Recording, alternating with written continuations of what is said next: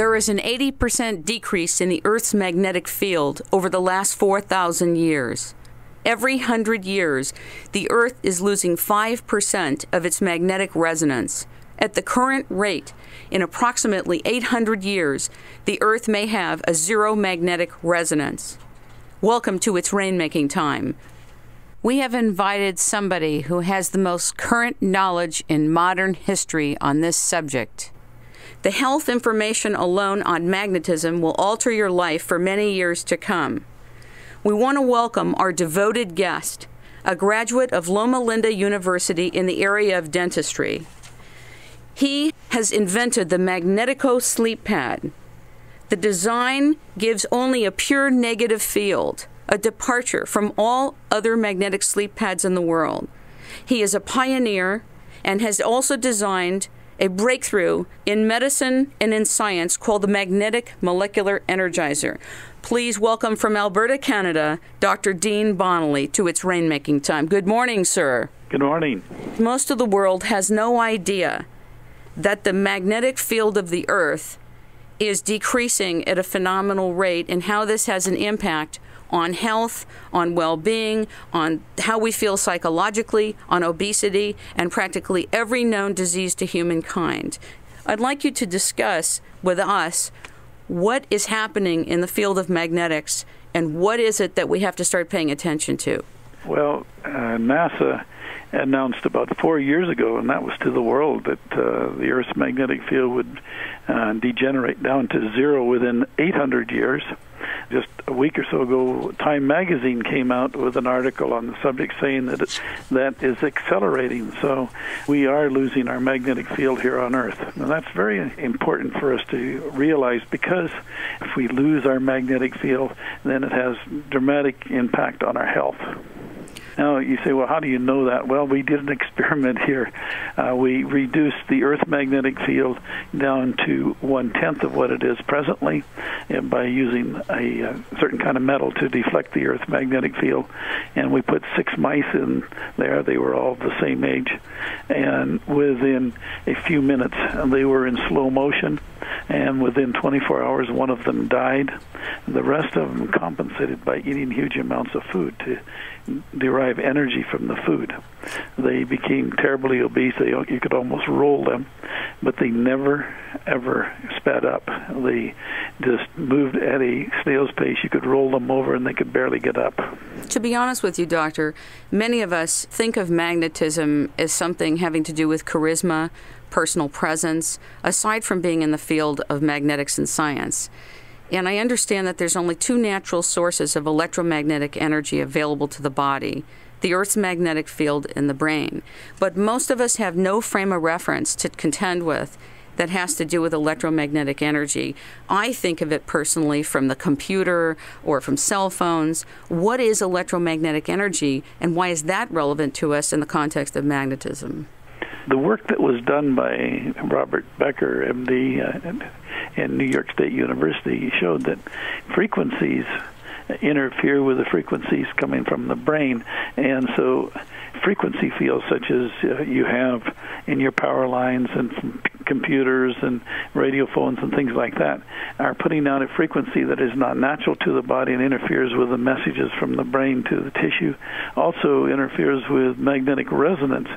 See, each tissue of the body has a specific frequency which it resonates at, and this resonance is important because it's a very, very efficient use of the energy that the brain puts out. So when we talk about the energy the brain puts out, we're talking about vitality. The ancients called it chi. And so we need that to really have good health. And when you interfere with that by putting out the wrong frequency, then you're shortchanging your overall health.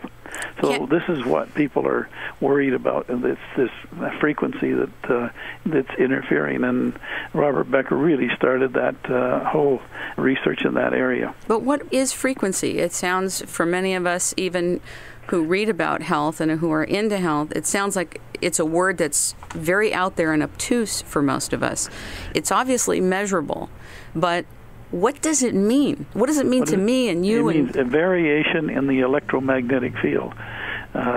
like we're talking now, and that's making a frequency also, but that's a sound frequency. You can, when you have, like your power lines, they're reversing the direction of flow of the electrons 60 times a second. So we call that 60 hertz. So that puts out a positive, negative magnetic field, and it's that frequency then that interferes. When you are listening to radio, that's a wave, electromagnetic wave that's coming into your body and through your ears. Again, that has a frequency because as it varies, that sends a message which we're listening to.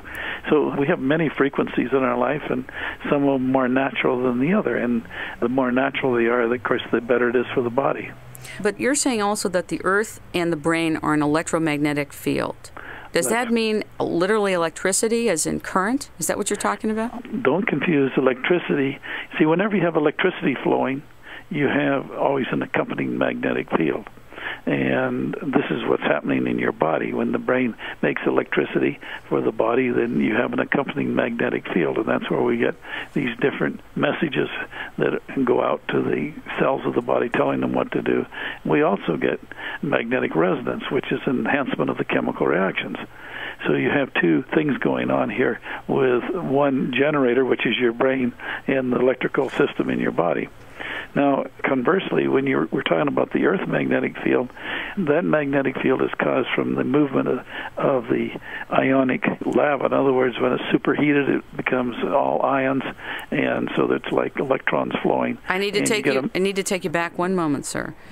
Usually when you're in a field at your level, you speak in such a advanced way, it's like the air you breathe. But bring those of us who are not at your level into what is ionic. What does that mean? It means one ion means like, I guess more like one atom. Mm-hmm. Okay? So it has one charge. An ion it can be a molecule with more than one atom, but it has just one charge, either positive or negative. Okay. And why is the Earth's magnetic field decreasing? Because as far as, and this is primarily my theory, we know it's decreasing, and there's been many theories put forward as to what is happening, but one thing we do know, that the Earth's crust is cooling, and as it cools, it congeals more lava under the crust of the Earth. Lava has a high content of iron, and iron is a good conductor of magnetism, much better than air. So we're undoubtedly conducting the magnetic field from inside of the Earth underneath the crust of the Earth rather than allowing it to come up through and making our magnetosphere, which protects us from radiation and from the sun. So are we on a runaway train that's going to take us into an unlivable situation here on Earth, or is there any way to mitigate this? Well, scientists are looking at this idea now. Maybe that's one of the reasons why we're so interested in other planets. But just stay off of Mars. I don't know what the attraction to Mars is. It's the planet of aggression, everybody. We should maybe be on Chiron, the asteroid that has to do with other things. Want to let everybody know you are tuning into It's Rainmaking Time, and we are live. Hello, United States. Hello, England. And hello, Canada. If you would like to have our call-in number when we're live on the show, you can reach us at 1-877-625-3724. Once again, 1-877-625-3724. For those of you who want to call and be on the line when we open the line for questions for Dr. Bonlie. Dr. Bonlie, please continue. Okay, maybe I wasn't exactly clear on how that happens, but if you have, we talk about a keeper on a magnet. Remember the old horseshoe magnet? I do. And if you put a piece of iron between the 2 points, well, then you reduce the magnetic field that's going out into the surrounding area because the magnetic field travels through the piece of iron rather than going through the air.